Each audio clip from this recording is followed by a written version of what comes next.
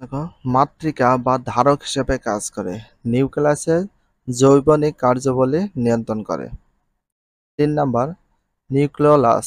Nucleolus নিউক্লিয়াসের অভ্যন্তরে মানে ভিতরে অবস্থিত ক্ষুদ্র ছোট গোলাকার উজ্জ্বল অপেক্ষাকৃত ঘন বস্তুটি নিউক্লিয়াস নামে পরিচিত। নিউক্লিয়াসের অভ্যন্তরে অবস্থিত ক্ষুদ্র গোলাকার উজ্জ্বল অপেক্ষাকৃত ঘন বস্তুটি কি নামে পরিচিত?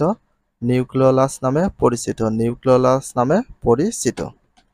সাধারণত প্রতিটি নিউক্লিয়াসে একটি নিউক্লিওলাস থাকে। সাধারণত প্রতিটি নিউক্লিয়াসে কি থাকে? সাধারণত প্রতি নিউক্লিয়াসে একটি নিউক্লিওলাস থাকে। একটি কি থাকে? নিউক্লিওলাস থাকে। এটা ভেরি ভেরি ইম্পর্টেন্ট, আন্ডারলাইন করে রাখবা।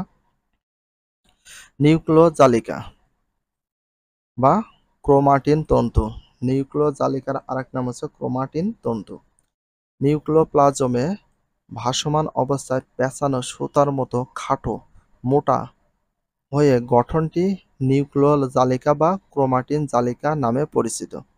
তাহলে দেখো, নিউক্লিওপ্লাজমে ভাসমান অবস্থায় পেঁচানো সুতার মতো খাটো বা মোটা হয়ে গঠনটি নিউক্লিওজালিকা বা কি নামে পরিচিত? ক্রোমাটিন নামে পরিচিত। নিউক্লিওজালিকা বা ক্রোমাটিন নামে পরিচিত। কোষ বিভাজনের সময় তন্তুময় গঠনটি খাটো ও মোটা হয়ে ক্রোমোজোম হিসাবে দৃশ্যমান হয়।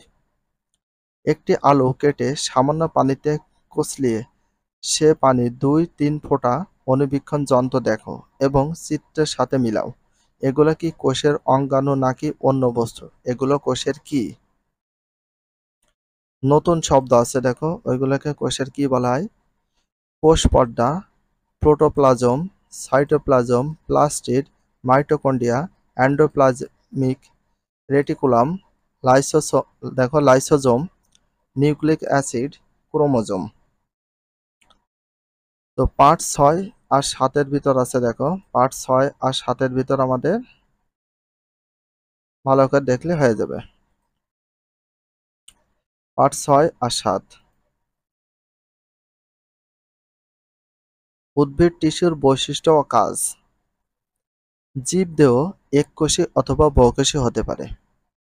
তাহলে এককোষী অথবা বহুকোষী হতে পারে কোনটা? জীব দেহ। যেসব জীবের দেহ একটি কোষ দিয়ে গঠিত তারা এককোষী। যেসব জীবের দেহ একটি কোষ দিয়ে গঠিত তারা কত কোষী? এককোষী প্রাণী বলে। তাহলে এককোষী প্রাণী কাকে বলে? একটি মাত্র কোষ দিয়ে এদের পুষ্টি, রেচন, শোষণ, জনন ইত্যাদি যাবতীয় জৈবিক কাজ সম্পন্ন হয় শুধুমাত্র একটি কোষ দিয়ে। তাহলে পুষ্টি, রেচন, শোষণ, জনন ইত্যাদি যাবতীয় জৈবিক কাজ সম্পন্ন হয় কয়টি কোষ দিয়ে? মাত্র একটি কোষ দিয়ে। মাত্র কয়টি কোষ দিয়ে? মাত্র একটি কোষ দিয়ে সম্পন্ন হয়। বহু কোষ দিয়ে গঠিত জীব দেহকে বহুকোষী জীব বলে। বহু কোষ দিয়ে গঠিত, বহু কোষ দিয়ে গঠিত জীব দেহকে কি বলে? বহুকোষী জীব বলে। বহুকোষী জীব বলে। বহুকোষী জীব দেহ গঠনকারী টিস্যুগুলোর মধ্যে একদিকে যেমন শ্রেণীবিন্যাস ঘটে, তেমনি অপর দিকে শ্রম বিভাজন হয়ে থাকে। কারণ যদি সকল কোষ একই সাথে এবং একই রকমভাবে জৈবিক কার্য সম্পন্ন করত, তাহলে জীবদের গঠন বৈচিত্র্য এবং শরীরবৃত্তীয় ও জৈবিক কাজগুলো নানা রকমের বিশৃঙ্খলা দেখা দিত। এতে সুষ্ঠু জৈবিক ধারা বজায় থাকত না।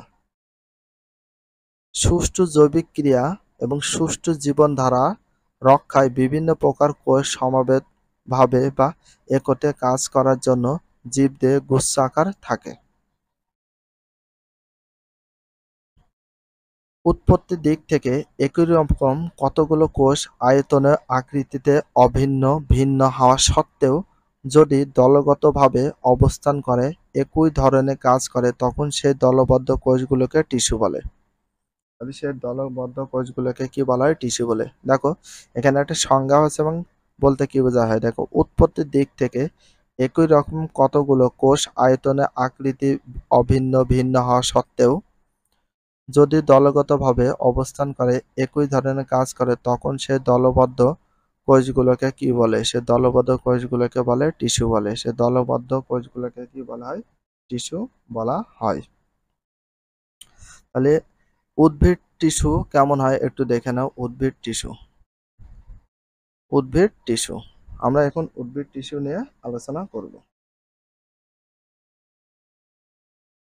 উদ্ভিদের প্রাণী দেহ বিভিন্ন প্রকার টিস্যু দ্বারা গঠিত। তাহলে উদ্ভিদের প্রাণী দেহ বিভিন্ন প্রকার কি দ্বারা গঠিত?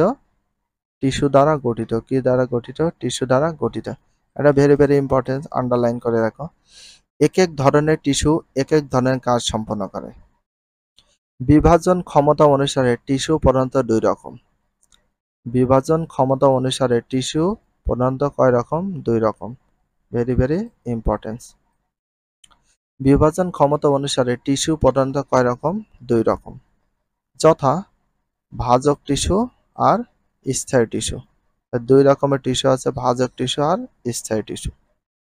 ভাজক টিস্যু উদ্ভিদের দেহে যেসব টিস্যুর কোষের বিভাজন ক্ষমতা রয়েছে সেগুলোকে ভাজক টিস্যু বলে।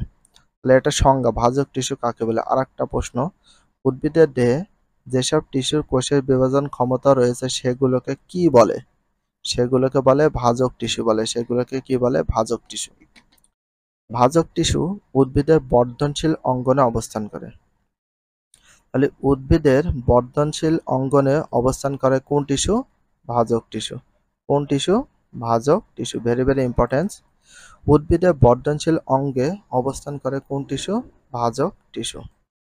বিশেষত কাণ্ড মূলের অগ্রভাগে অবস্থান করে। Nucleus, কোষপ্রাচীর, cytoplasm. আর নিচে তো আরো রয়েছে ভাজক টিস্যু। ভাজক টিস্যু তোমরা যেটা দেখতে পাচ্ছ পিকচারটা, এটাকে বলা হয় ভাজক টিস্যু।